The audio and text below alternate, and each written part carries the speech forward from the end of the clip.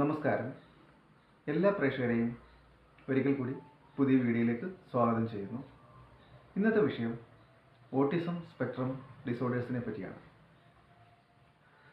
Autism spectrum disorders ബാധിച്ച കുട്ടികൾക്ക് ഉണ്ടാകുന്ന പ്രധാന പ്രശ്നങ്ങൾ സോഷ്യൽ ഇൻട്രാക്ഷനും അതേപോലെ തന്നെ കമ്മ്യൂണിക്കേഷനിലുമുള്ള കഴിവില്ലായ്മയാണ്. ഈ ഒരു രോഗം ഏകദേശം ഒരു 2 വയസ്സ് മുതൽ ശ്രദ്ധിക്കപ്പെടാൻ തുടങ്ങും. ചിലപ്പോൾ കുട്ടികൾ ഐ കോണ്ടാക്റ്റ് മെയിൻറ്റെയിൻ ചെയ്യുന്നില്ലായിരിക്കാം. അതേപോലെ തന്നെ പറയുന്ന കാര്യങ്ങൾക്ക് പ്രോപ്പറായിട്ട് റെസ്പോണ്ട് ചെയ്യില്ല. പലപ്പോഴും ഒരു കാര്യം തന്നെ റിപ്പീറ്റഡായിട്ട് ചെയ്തുകൊണ്ടിരിക്കുകയും അവൻ്റെ തന്നെ കാര്യങ്ങളിലേക്ക് കൂടുതൽ ഇൻവോൾവ് ആയിരിക്കുകയും ചെയ്യുന്നതായിട്ട് കാണാൻ പറ്റും.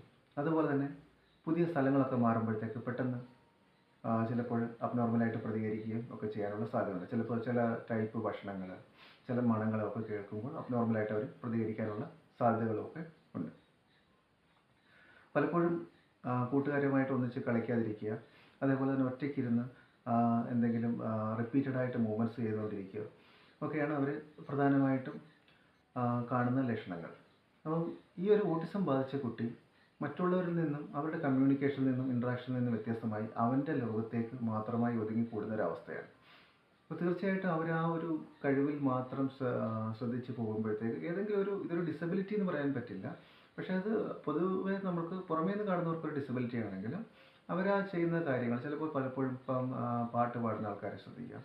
അപ്പോൾ തീർച്ചയായിട്ടും നല്ല രീതിയിൽ ആ പാട്ട് മാത്രം പാടി അത് ശ്രദ്ധ കേന്ദ്രീകരിച്ച് പോകുന്ന കുട്ടികളൊക്കെ ഉണ്ട്.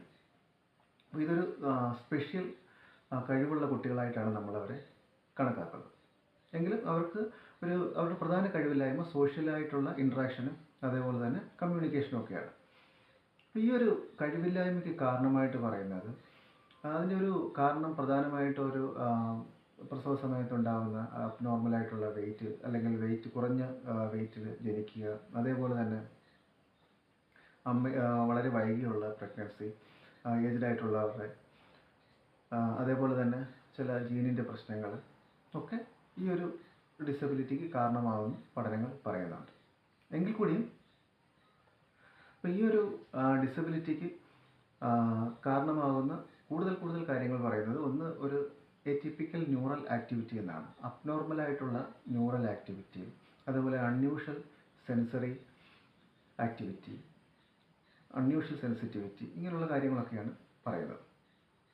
അപ്പോൾ ഈ ഘടകങ്ങളൊക്കെ നമ്മൾ പരിശോധിക്കുമ്പോൾ ഇപ്പോൾ നമുക്കറിയാം നമ്മുടെ സെൻസോറുകളിൽ നിന്നും മെമ്മറി ഏരിയയിലേക്കും അവിടുന്ന് വെർണിക്കസ് ഏരിയ അനാലിസിസ് ചെയ്ത് അത് ബ്രോക്കസ് ഏരിയയിലേക്കും വന്ന് കമ്മ്യൂണിക്കേഷനും ഇൻട്രാക്ഷനും പ്രീവിയസ് എക്സ്പീരിയൻസിനെ അനാലിസിസ് ചെയ്തിട്ടാണ് ചെയ്യുന്നത്. എന്തുകൊണ്ടും ഈ കുട്ടികൾക്ക് അവരുടെ ലോകത്തായതുകൊണ്ട് നേരത്തെ ഈ പറഞ്ഞ അബ്നോർമൽ സെൻസിറ്റിവിറ്റി ഉണ്ടോ, അൺയൂഷ്വൽ സെൻസിറ്റിവിറ്റി ഉണ്ടോ, അബ്നോർമൽ ന്യൂറൽ ആക്ടിവിറ്റി, അങ്ങനെയുള്ള കാരണം കൊണ്ട്, അല്ലെങ്കിൽ ഇൻ്റലക്ച്വൽ ഡിസബിലിറ്റി, ബൗദ്ധികമായ കഴിവില്ലായ്മ ഈ കാരണമായി തീരുന്നു.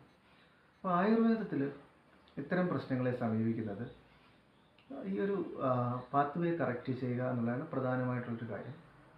അതിന് മുന്നോടിയായിട്ട് പലപ്പോഴും ഈ ഒരു വിഷയത്തിന്, ഈ ഒരു രോഗാവസ്ഥയ്ക്ക് കാരണം ടോക്സിൻസ് ആണ്, അല്ലെങ്കിൽ ആയുർവേദത്തിൽ ആമം എന്ന അവസ്ഥയാണ് കാരണമെന്നാണ് പഠനങ്ങൾ പറയുന്നത്. അപ്പോൾ അതുകൊണ്ടാണ് കുട്ടികളിൽ ആദ്യ സ്റ്റേജിൽ ഈ പറഞ്ഞ ആമഹരങ്ങളായിട്ടുള്ള മരുന്നുകൾ, അതല്ലെങ്കിൽ ക്ലിനിക് ആയിട്ടുള്ള മരുന്നുകൾ ഒക്കെ ദഹന വ്യവസ്ഥയെ കറക്റ്റ് ചെയ്യുന്ന മരുന്നുകളൊക്കെ പ്രയോഗിച്ച് വരിക, അതേപോലെ തന്നെ ഈ അധികമായിരിക്കുന്ന ദോഷത്തെ ശുദ്ധി ചെയ്യുന്ന ചികിത്സകളൊക്കെ ചെയ്തു വരികയും ചെയ്യുന്നു. അതേപോലെ തന്നെ ഈ ഒരു കമ്മ്യൂണിക്കേഷൻ പാത്വേ കറക്റ്റ് ചെയ്യാൻ വേണ്ടിയാണ് നസ്യം പോലുള്ള തീക്ഷ്ണ നസ്യം പോലുള്ള ചികിത്സകൾ ആയുർവേദത്തിൽ ചെയ്തു വരുന്നത്. അപ്പം നേരത്തെ പറഞ്ഞു ഈ ഒരു ഓട്ടിസം ബാധിച്ച കുട്ടി അവൻ്റെ ലോകത്ത് അതിൽ തന്നെ ഇങ്ങനെ എക്സ്പെർട്ടൈസ് ചെയ്ത് പോകുന്നതുകൊണ്ട് അവന് ഏജ് കൂടും തോറും അവരെ തിരിച്ചു കൊണ്ടുവരാനുള്ള ഒരു സാഹചര്യവും വളരെ കുറഞ്ഞു വരികയാണ് ചെയ്യുന്നത്.